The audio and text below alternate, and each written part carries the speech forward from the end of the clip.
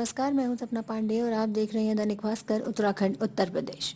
मसूरी की mall road स्थित बाबा भीमराव अंबेडकर चौक पर मसूरी कांग्रेस के कार्यकर्ताओं ने किसानों के समर्थन में धरना प्रदर्शन किया व केंद्र सरकार की किसान विरोधी नीतियों के खिलाफ जमकर नारेबाजी की। मसूरी से अजीत कुमार सिंह की रिपोर्ट। धन्यवाद। ये सरकार नहीं चलेगी, नहीं चलेगी। मोदी शाह की ये सरकार नहीं चलेगी, नहीं चलेगी। तो सिर्फ एक बात तो हमें रटी रहती थी, हिंदू मुस्लिम सिख ईसाई आपस में हैं सब भाई भाई। सबसे बड़ी बात है इस सरकार ने दिमाग में ये बात आ रही होगी कि ये सब जहाँ की भाई को भाई से लड़ाया जा रहा है। पहले दिवाली ईद सब एक प्रकार। भूतपूर्व कैंट बोर्ड उपाध्यक्ष और वर्तमान सभासद कैंट बोर्ड उपाध्यक्ष बड़े भाई महेश चंद जी अपनी बात रखेंगे आप लोगों के साथ। धन्यवाद। बड़े भाई महेश भाई। किसान विरोधी ये सरकार किसान विरोधी काले कानून वापस लो, वापस लो, वापस लो। अरे ईवीएम की ये सरकार नहीं चलेगी, नहीं चलेगी। ईवीएम की ये सरकार नहीं चलेगी, नहीं चलेगी। अंबानी अडानी की सरकार रात को फैसले अचानक से लिए जाते हैं, जबकि हमारा देश एक लोकतांत्रिक देश है। लोकतांत्रिक देश की सबसे बड़ी देखिए, आज 26 जनवरी का पावन दिन है और इसी दिन हमारे बाबा भीमराव अंबेडकर साहब ने इस देश को संविधान दिया था। लेकिन आज हम इतने मजबूर हो गए हैं, भारत के गण जो हैं, गणतंत्र में जो गण हैं, गण हम हैं। आज हम इतने मजबूर हो गए हैं कि हम अपनी आवाज़ को उठाने के लिए 26 जनवरी के दिन बाबा भीमराव अंबेडकर के संविधान निर्माता की शरण में बैठना पड़ रहा है। यहाँ सर हम जहाँ देश में एक तरफ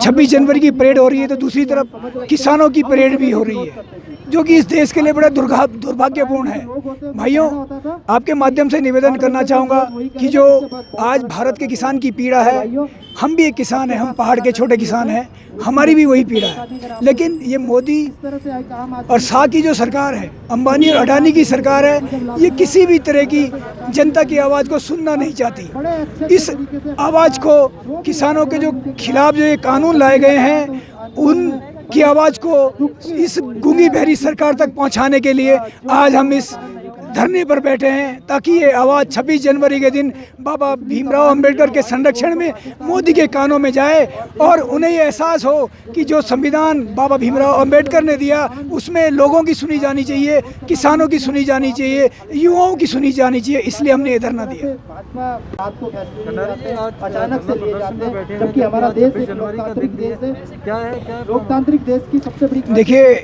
आज 26 जनवरी का पावन दिन है और इसी दिन हमारे बाबा भीमराव अंबेडकर साहब ने इस देश को संविधान दिया था। लेकिन आज हम इतने मजबूर हो गए हैं, भारत के गण जो हैं, गणतंत्र में जो गण हैं, गण हम हैं। आज हम इतने मजबूर हो गए हैं कि हम अपनी आवाज़ को उठाने के लिए 26 जनवरी के दिन बाबा भीमराव अंबेडकर के संविधान निर्माता की शरण में बैठना पड़ रहा है। यहाँ सर हम जहाँ देश में एक तरफ 26 जनवरी की परेड हो रही है तो दूसरी तरफ किसानों की परेड भी हो रही है, जो कि इस देश के लिए बड़ा दुर्भाग्यपूर्ण है। भाइयों, आपके माध्यम से निवेदन करना चाहूँगा कि जो आज भारत के किसान की पीड़ा है, हम भी एक किसान हैं, हम पहाड़ के छोटे किसान हैं, हमारी भी वही पीड़ा है।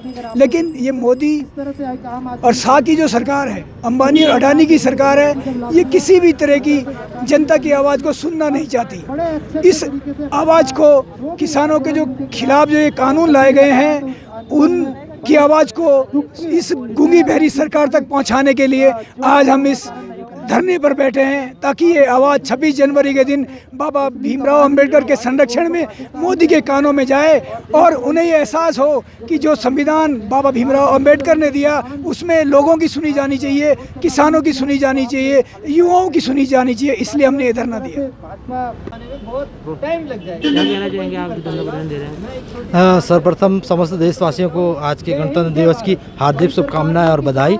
साथियों, आज जो ये हमारा आंदोलन जो किसान आंदोलन चल रहा है, उसके समर्थन के लिए आज हम सभी मसूरी के कांग्रेसी जन यहाँ पर एकत्र हुए हैं और भीमराव अंबेडकर की मूर्ति के नीचे बैठे हैं। क्योंकि आज आप देखिए, जो हमारा लोकतंत्र देश में, जिसे भीमराव अंबेडकर साहब ने बड़ी मेहनत से लिखा था, जिस ताने बाने को उन्होंने गुलदस्ते को अपने संविधान के तहत बुना था, उसी को आज भाजपा सरकार कहीं ना कहीं तोड़ने का कार्य कर रही है। आज आप देखिए किसान कितना परेशान है पिछले 3 महीने से लगातार, परंतु आप उनके आंदोलन को खालिस्तान का नाम देकर उसको दबाने की कोशिश कर रहे हैं। आप इस तरह के हथकंडे अपना रहे हैं कि जिससे किसान आंदोलन खत्म हो जाए। पर आज आप देखिए, अगर देश में किसान ही नहीं रहेगा तो इस देश का वजूद क्या रहेगा। आज किसान, अगर आप कोरोना काल को याद करें, कोरोना काल में आप देखिएगा कि एक किसान ही ऐसा था जिसने हमारे देश को आत्मनिर्भर बनाए रखा। तो हम इसके लिए आज पूरा समर्थन अपना किसान आंदोलन को देते हैं और लगातार इसी तरह से धरना प्रदर्शन जारी रखेंगे। धरने प्रदर्शन के लिए आज ही का दिन क्यों रखा गया? देखिए,